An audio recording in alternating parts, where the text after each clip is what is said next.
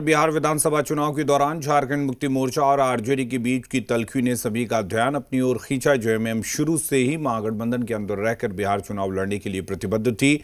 इसके लिए झारखंड मुक्ति मोर्चा ने आखिरी समय तक महागठबंधन में सीट बंटवारे का इंतजार किया, लेकिन उसके हाथ मायूसी ही लगी और उसके बाद 6 सीटों पर लड़ने की तैयारी के बीच जेएमएम ने अचानक बिहार के चुनावी संग्राम से अपने पैर पीछे खींच लिए।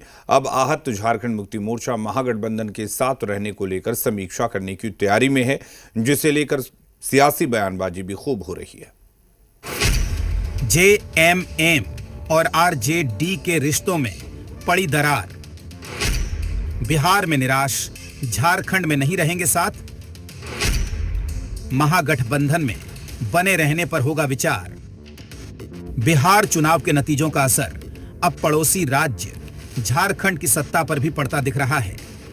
बिहार चुनाव में मिली करार हार के बाद महागठबंधन को एक और झटका लग सकता है। दरअसल बिहार चुनाव में सीट बंटवारे के दौरान दरकिनार किए जाने से नाराज जेएमएम अब महागठबंधन में बने रहने को लेकर समीक्षा करने पर विचार कर रही है।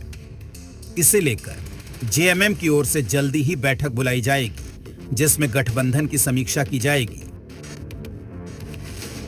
जिस तरह से गठबंधन के अंदर में झारखंड मुक्ति मोर्चा के साथ व्यवहार किया गया, हम लोगों ने कहा था कि इसकी समीक्षा होगी और समीक्षा होगी इसकी। हालांकि बिहार का चुनाव संपन्न हो चुका, परिणाम भी हम लोगों के सामने है और परिणाम क्या निकला ये भी हम लोग देख रहे हैं। तो गठबंधन की भी समीक्षा होगी पूरे देश स्तर पे और राज्य में हम लोग गठबंधन की समीक्षा निश्चित रूप से करेंगे। बिहार चुनाव में जेएमएम को सीट बंटवारे में तरजीह नहीं दी गई। इसके लिए आरजेडी के साथ कांग्रेस पर भी सवाल उठे। हालांकि अब कांग्रेस की ओर से सफाई दी जा रही है। आपने देखा कि जब बिहार का चुनाव हुआ तो महागठबंधन ने किस प्रकार से जेएमएम से नाता छुड़ा लिया। एक भी सीट नहीं दिया, न एक भी सीट लड़े। तो ये तो दूर तक ये बात जाएगी और ये देख लीजिएगा कि तगड़ी खटपट होगी, क्योंकि कम से कम कुछ सीटें देते, कुछ पे लड़ना चाहिए था। यहाँ गठबंधन में है और वहाँ एक भी सीट नहीं दी है। नहीं, देखिए, मुझे ये लगता है कि कांग्रेस के ऊपर इस प्रकार का आरोप नहीं लग सकता। कांग्रेस महागठबंधन का हमेशा से पक्षधर रही है और सिर्फ महागठबंधन का नहीं, कांग्रेस हमेशा व्यापक महागठबंधन का पक्षधर रही है और हमने गठबंधन के लिए कई राज्यों में त्याग भी करने का काम किया है। तो कांग्रेस के ऊपर ये आरोप नहीं लग सकता कि कांग्रेस समर्थन नहीं की है। झारखंड मुक्ति मोर्चा का मौजूदा रुख राज्य के मौजूदा समीकरणों में बदलाव का कारण बन सकता है। बता दें कि झारखंड में इंडिया गठबंधन का हिस्सा आरजेडी के पास हेमंत सोरेन की कैबिनेट में एक मंत्री है। वहीं कांग्रेस कोटे के 4 मंत्री कैबिनेट में शामिल हैं। सीट बंटवारे की नाकामयाबी से नाराज जेएमएम ने आरजेडी के साथ गठबंधन की समीक्षा की जरूरत बताई है। ऐसे में सवाल यह है कि क्या इसका असर हेमंत सोरेन के कैबिनेट पर भी दिखेगा। ब्यूरो रिपोर्ट, जी मीडिया। और बिहार विधानसभा के चुनाव को लेकर झारखंड में बवंडर खड़ा हो गया है। महागठबंधन से घटक दलों से जेएमएम की तल्खी पर बीजेपी ने चुटकी ली है। बीजेपी के राष्ट्रीय प्रवक्ता अजय आलोक ने सोशल मीडिया पर लिखा, अब नया बम झारखंड में, हेमंत अब जीवंत होंगे। इस पर जेएमएम महासचिव सुप्रियो भट्टाचार्य ने पलटवार किया है। उन्होंने सोशल मीडिया पर लिखा, हेमंत जीवंत हैं, बीजेपी का अंत है।